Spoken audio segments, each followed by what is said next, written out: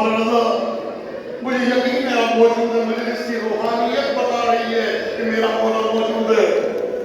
علی اکبر کا لاشا دیکھا، مولا حسین نے مرثیہ نہیں پڑھا۔ قاسم کی لاش کی کٹری اٹھائی، میرے مولا نے مرثیہ نہیں پڑھا۔ محمد کے لاشیں اٹھائے، میرے مولا نے مرثیہ نہیں پڑھا۔ اصغر جیسے کو اٹھائے، میرے مولا نے مرثیہ نہیں پڑھا۔ لیکن جب عباس کا لاشے پہ پہنچا ہے نا میرا مولا، کہتے ہیں کہ چھوٹی سی قبر ہے جیسے ایک 6 مہینے کے بچے کی قبر ہوتی ہے۔ کیوں؟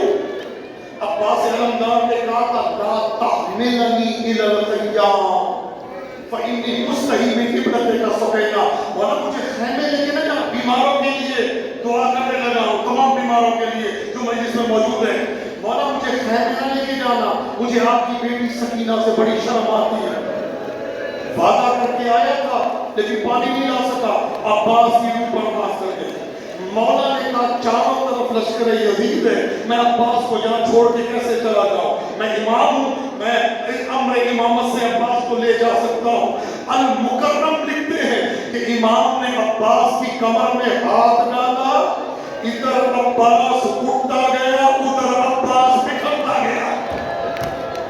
یا صاحب الزمان، ادھر عباس اٹھتا گیا، ادھر عباس بکھرتا گیا۔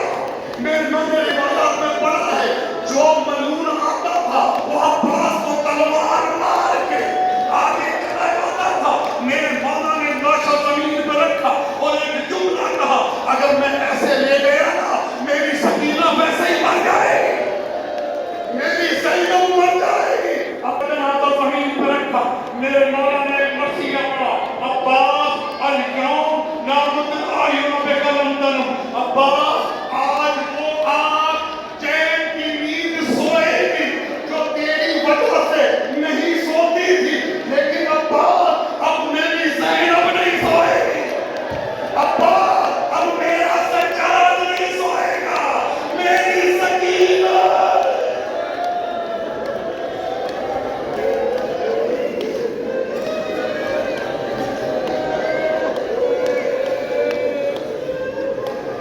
روتی آنکھوں کے ساتھ کسی تبسم کے ساتھ دعا مانگے، پروردگار ہمارے آقا و مولا امام زمانہ کے ظہور میں تاخیر فرما۔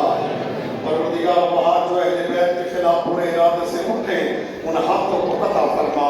پروردگار دیکھ لئے سارے ہاتھ خالی ہیں یہاں پہ، یہ سب ہاتھ خالی ہے، کوئی شفا لینے آیا ہے، کوئی علم لینے آیا ہے، کوئی اولاد لینے آیا ہے، اور پاکستان سے یہ کہتے آیا کہ میں مشرق سے ٹھیک ہو کے آؤں گا۔ مولا اگر یہ ایسے ہی چلا گیا تو پاکستان والوں کو کیا منہ دکھائے گا؟ پروردگار اپنے واسطہ محمد و آل محمد کا سب کی حاجات کو پورا فرما۔ تمام مراجع نظام کا سایہ ہمارے سروں پہ قائم و دائم فرما۔ اسلامی جمہوری ایران کو جبھی خطرات و آفات و بنیاد سے داخلی و خارجی دشمنوں سے محفوظ فرما۔ تمام مقامات مقدسہ کی حفاظت فرما۔ آستان قدس رضوی کے تمام منتظمین خادمین کی حفاظت فرما، توفیقات میں اضافہ فرما۔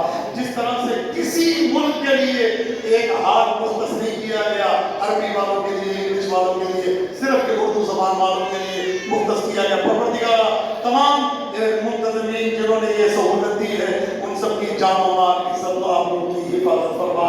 پروردگارہ یہاں پہ دارالروا کے دارالمدین میں جو ہمارے برادران زائرین کی صبح سے لے کر رات تک خدمت کر رہے ہیں ان سب کی توفیقات میں اضافہ فرما۔